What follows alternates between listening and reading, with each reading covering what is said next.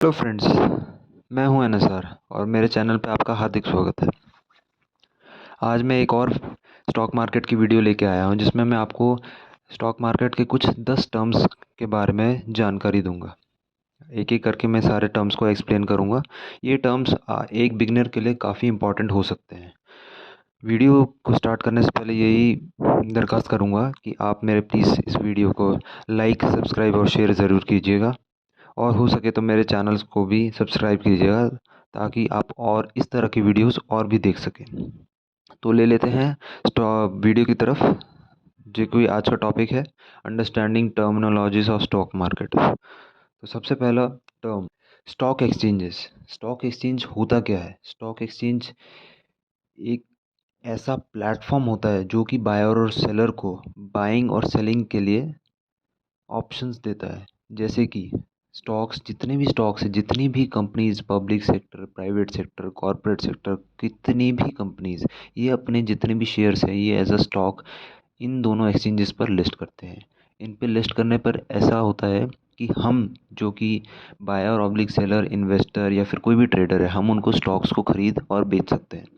जितनी भी listed companies हैं वो सारे आईपीओs के द्वारा ही लिस्ट हुई हैं इन दोनों एक्सचेंजेस पर। इंडिया के पास दो एक्सचेंज है, एनएसई और बीएसई। एनएसई का मतलब होता है नेशनल स्टॉक एक्सचेंज और बीएसई का मतलब होता है बॉम्बे स्टॉक एक्सचेंज।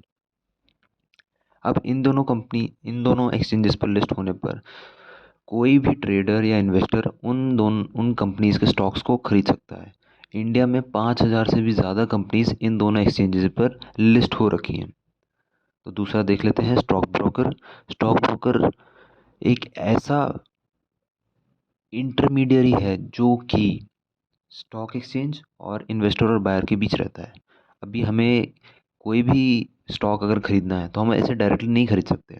हमें कुछ ना कुछ एक इंटरमीडियरी या इंटरमीडिएट चाहिए रहता है जिसमें हम उसको बताते हैं कि भैया हमें ये स्टॉक खरीदना है, और वो जाके एक्सचेंज पे हमारा ऑर्डर प्लेस करता है और जो भी हमने स्टॉक खरीदा है वो हमारे अकाउंट में डिलीवर कर देता है। ये क्या करता है? एक रिलेशन एस्टेब्लिश करता है हमारे बीच में और स्टॉक एक्सचेंज के बीच में। अब ये कुछ ब्रोकरेज की मिनिमल फीस चार्ज करता है, जो भी ये ट्रांजैक्शंस कैरी आउट कर रहा है तो वो हमें पे करनी पड़ती है।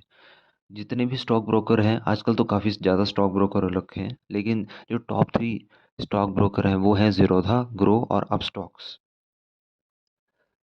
तीसरा है डीमैट अकाउंट। किसी भी स्टॉक मार्केट में एंटर करने से पहले आपको डीमैट अकाउंट की आवश्यकता पड़ती है। डीमैट अकाउंट का मतलब ये होता है, जैसे मैं फॉर एग्जांपल दे रहा हूँ, बैंक अकाउंट में हमारे सारा कैश स्टोर होता है, तो ऐसे ही स्टॉक मार्केट में डीमैट अकाउंट में हमारे जितने भी स्टॉक्स हमने खरीदे हुए हैं वो सारे स्टोर करके रखे जाते हैं। ये एक तरह का डिजिटल वॉलेट भी होता है जिसमें जैसे कि बैंक अकाउंट में हम लोग जो भी कैश स्टोर करके रखते हैं उसको डीमैट अकाउंट में उस कैश को ट्रांसफ़र किया जाता है ताकि हम स्टॉक्स को बाय और सेल कर सकें।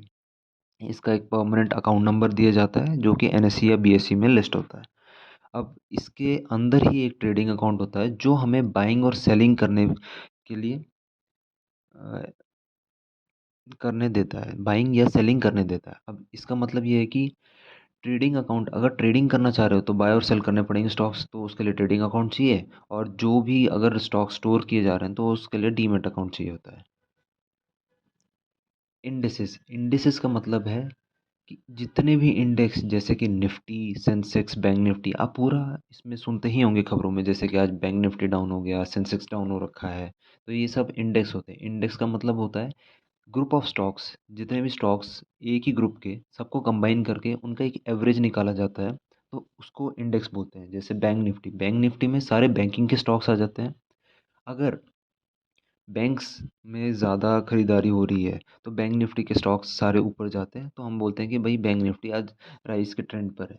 तो ये एक ओवरऑल पिक्चर देता है स्टॉक्स की परफॉर्मेंस का। जैसे निफ्टी, सेंसेक्स, निफ्टी होता है नेशनल 50, मतलब टॉप 50 कंपनीज किसकी, नेशनल स्टॉक एक्सचेंज की, उसका एवरेज वैल्यू निकाला जाता है और उस एवरेज वैल्यू को निफ्टी का वैल्यू बोला जाता है। ऐसे ही सेंसेक्स सेंसिटिविटी इंडेक्स बोला जाता है जिसमें बीएसई की टॉप 30 कंपनीज का एवरेज निकाल के उनका जो एवरेज निकलता है उसको उसकी परफॉर्मेंस बोला जाता है कि आज अप है या फिर डाउन है, जैसे भी हो सकता है। ठीक है, तो ये दोनों स्टॉक एक्सचेंजेस इन दोनों इंडेक्सेस पर लिस्ट होते हैं, जैसे सेंसेक्स बीएससी को दर्शाता है और निफ्टी एनएससी को दर्शाता है। होल्डिंग पीरियड से आप क्या समझते हैं? कोई भी आपने स्टॉक खरीदा और उसको होल्ड कर लिया लगभग 10 से 12 साल, 15 साल, कितना भी पीरियड हो सकता है ये, तो उसको होल्डिंग पीरियड कहा जाता है। वो एक टाइम पीरियड के तौर पे होता है और जितने भी स्टॉक्स हम खरीदते हैं वो हमारे अकाउंट में स्टोर करके रख दिए जाते हैं और लंबे समय तक उसमें अगर चेंजेस हो रहे हैं, उसका प्राइस बढ़ रहा है, घट रहा है, तो उस हिसाब से हमें प्रॉफिट और लॉस देखने को मिलता है। जैसे कि 1930 से 1940 होल्डिंग पीरियड काफ़ी देर तक बढ़ा, 1960 1970 तक मैं बोल सकता हूँ बढ़ा। लेकिन अब के तौर पे जब एफ एंड ओ आ चुके हैं तो होल्डिंग पीरियड काफ़ी कम हो गया है। लेकिन फिर भी कुछ इंटेलिजेंट इन्वेस्टर्स जिनको पता है कि उनके स्टॉक्स जो खरीदे हुए स्टॉक्स हैं उन्होंने काफ़ी अच्छा प्रॉफिट दिया है और आगे भी दे सकते हैं, तो वो काफ़ी देर तक उसको होल्ड करके भी रखते हैं। Delivery oblique intraday trading. अब इसमें क्या होता है? डिलीवरी मतलब किसी भी आपने एक स्टॉक को बाय किया और आपने उसको एक दिन, मतलब उसी दिन नहीं, अगले दिन या उसके अगले दिन बेच दिया, तो that is called delivery trading. Delivery में मतलब आपने स्टॉक खरीदा, एक दिन के लिए होल्ड किया और अगले दिन बेच दिया। लेकिन जो इंट्राडे ट्रेडिंग होती है, मतलब आपको उसी दिन उसको एग्जिट करना पड़ेगा, चाहे आपका लॉस हुआ हो चाहे आपका प्रॉफिट हुआ हो। इंट्राडे ट्रेडिंग और डिलीवरी ट्रेडिंग के अलग अलग चार्जेस हैं, अलग अलग स्टॉक ब्रोकर अलग अलग चार्जेस इसके चार्ज करते हैं। लेकिन ये है, इंट्राडे ट्रेडिंग में उसी दिन स्टॉक को बाय ऑब्लिक सेल किया जाता है। और इसके अलावा तीसरा ऑप्शन है जो कि आजकल काफ़ी ज़्यादा चल रहा है, जो कि है फ्यूचर एंड ऑप्शन, जिसमें हम लोग कॉल पुट ऑप्शंस खेलते हैं। कॉल का मतलब होता है कि राइज या कोई स्टॉक ऑप्शन या कोई इंडेक्स राइज करने वाला है, या पुट का मतलब होता है कि वो गिरने वाला है। तो हम लोग कॉल पुट ऑप्शन में भी बाय और सेलिंग करते हैं, जिसमें हमें लगता है कि अगर मार्केट उठने वाला है, स्टॉक मार्केट उठने वाला है, तो हम लोग उसका कॉल खरीद लेते हैं या पुट सेल कर देते हैं, या फिर अगर गिरने वाला है तो पुट खरीद लेते हैं, कॉल सेल कर देते हैं। ये दो तरह के ऑप्शंस आ जाते हैं डिलीवरी और इंट्राडे ट्रेडिंग में भी। बुल और बियर, ये आपको बार बार आपको न्यूज़ में देखने को मिलेगा। जब भी आप स्टॉक मार्केट की न्यूज़ सुनेंगे तो आपको बोला जाएगा कि मार्केट आज बुलिश है, मार्केट आज बेरिश है। तो बुल का मतलब क्या होता है? बुल का मतलब होता है कि मार्केट आज अपवर्ड ट्रेंड पे है, मतलब मार्केट बहुत ज़्यादा ग्रो कर रहा है या फिर नीचे से ऊपर की तरफ है।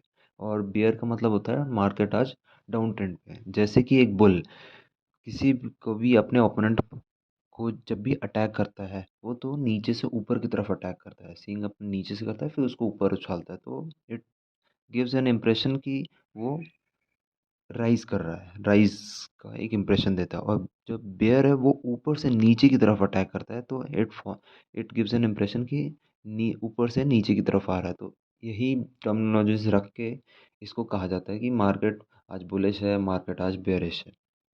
सेबी सेबी का मतलब होता है securities and exchange board of India. ये एक गवर्नमेंट की अथॉरिटी है। अब इतना ज़्यादा ट्रांजैक्शंस हो रहा है स्टॉक मार्केट में, पैसों का लेन देन, स्टॉक खरीदे जा रहे हैं, बेचे जा रहे हैं, विद इन सेकेंड्स ये सब हो रहा है, और इतनी ज़्यादा ट्रांजैक्शन इतने ज़्यादा अमाउंट के साथ हो रहा है। तो इसको कंट्रोल करने के लिए एक गवर्नमेंट ने अथॉरिटी बना दी कि भाई securities and exchange board of India है, ये अब मॉनिटर करेगा हर एक ट्रांजैक्शन को। अब ये क्या करता है? इसने कुछ लॉज़, नियम कानून बना दिए हैं। अब उस कानून के अंदर ये कंपनीज़ भी आती हैं और जो बायर, इन्वेस्टर, सेलर, जो ट्रेडर है वो भी आते हैं। मतलब ये इसने कुछ नॉर्म्स या फिर कुछ ऐसे लॉज़ बना दिए हैं कि भाई फ्रॉड होने के चांसेस बिल्कुल ही बिल्कुल कम हो जाए। ठीक है? इससे क्या होता है कि इससे इन्वेस्टर्स का इंटरेस्ट प्रोटेक्ट होता है और ट्रेडर्स का भी इंटरेस्ट प्रोटेक्ट हो जाता है, ताकि ऐसा कोई भी फ्रॉड या कोई गेम ऐसा ना देखने को मिले जो कि कंपनी कर सकती है और जो कि इन्वेस्टर भी कर सकता है। लिक्विडिटी लिक्विडिटी का मतलब होता है कि जैसे समझ लो आपने एक स्टॉक खरीदा और आप उसको बेचना चाह रहे हो, और वो बिक बिक अब आप उसको बेच नहीं पा रहे क्योंकि उसके लिए कोई बायर ही अवेलेबल नहीं है, तो आप उसको बेच नहीं पाओगे, तो वो आपका ऑर्डर एग्जीक्यूट ही नहीं होगा। लिक्विडिटी का मतलब होता है जैसे अगर ज़्यादा लिक्विडिटी है किसी स्टॉक में, तो हम बोलते हैं कि उसका बायर और सेलर दोनों अवेलेबल है, मतलब उसमें बहुत ज़्यादा ट्रेडिंग हो रही है कि बायर खरीद भी रहा है और वो बेच भी रहा है, तो उसका जो स्टॉक प्राइस है वो काफ़ी ज़्यादा फ्लक्चुएट होता है। इससे आप पता कर सकते हैं। अब ये देखो, जैसे कि स्मॉल कैप कंपनीज होती हैं उनमें इतना ज़्यादा ट्रेडिंग नहीं होती है, तो एक बार कांस्टेंट हो जाते हैं, मतलब उसके जो स्टॉक प्राइस है उसमें चेंज ही नहीं आता है। कभी कभी तो अपर सर्किट लोअर सर्किट की जो हम बात करते हैं वो लग जाता है, मतलब उसका स्टॉक प्राइस कांस्टेंट हो जाता है। और उसमें दो कंडीशंस बनती है, या तो उसका बायर अवेलेबल नहीं है, सब सेल करना चाहते हैं, या फिर उसका सेलर अवेलेबल नहीं है, सब बाय करना चाहते हैं। ठीक है। तो ऐसा मिड कैप और लार्ज कैप स्टॉक्स में देखने को नहीं मिलता, उसमें ज़्यादा लिक्विडिटी रहती है, तो ये भी एक फैक्टर है इसका। डिविडेंड, ये है आखिरी टर्म। डिविडेंड क्या होता है कि कोई भी कंपनी उसके अपने बिजनेस में अगर प्रॉफिट जनरेट करती है तो वो उस प्रॉफिट का कुछ हिस्सा शेयर होल्डर्स में बांट देती है। इससे क्या होता है, एक रिलेशनशिप डेवलप होता है बहुत अच्छा इन्वेस्टर्स और कंपनीज के बीच।